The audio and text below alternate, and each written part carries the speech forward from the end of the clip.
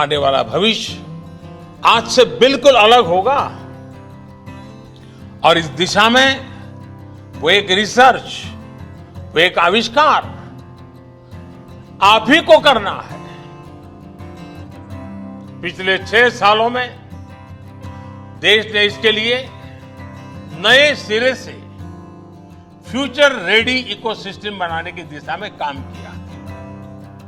आज Bharat global innovation ranking में दुनिया के टॉप 50 देशों में पहुंच गया है।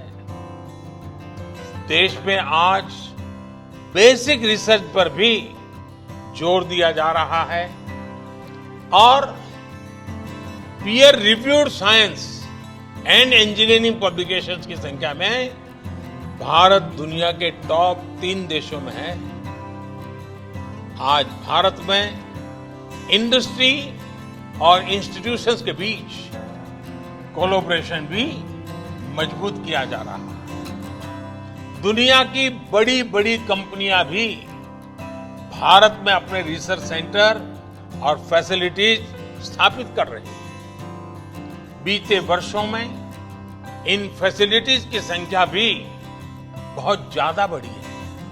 इसलिए साथियों, आज भारत के युवाओं के पास रिसर्च और इनोवेशन में असीम संभावनाएं हैं। लेकिन आज हमारे लिए जितना इनोवेशन क्रिटिकल है, उतना ही महत्वपूर्ण है इनोवेशन को इंस्टीट्यूशनलाइज करना। ये कैसे हो, इंटेलेक्चुअल प्रॉपर्टी की सुरक्षा कैसे हो, ये भी आज हमारे युवाओं को सिखाना है। हमें ये याद रखना है कि हमारे जितने पेटेंट्स होंगे, उनकी यूटिलिटी हमारे इन पेटेंट्स की होगी। हमारी रिसर्च जितने सेक्टर्स में लीड करेगी, उतनी ही आपकी पहचान मजबूत होगी, उतना ही ब्रांड इंडिया मजबूत होगा।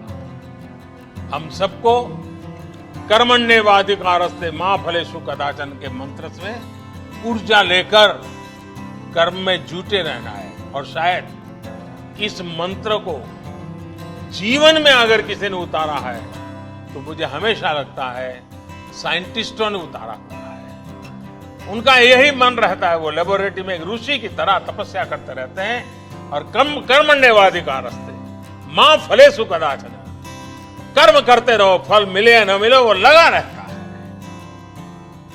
आप सिर्फ भारत की साइंस और टेक्नोलॉजी के एक कर्मयोगी नहीं है, बल्कि आप 130 करोड़ से ज्यादा भारतीयों की आशा और अपेक्षाओं की पूर्ति के भी साधक है।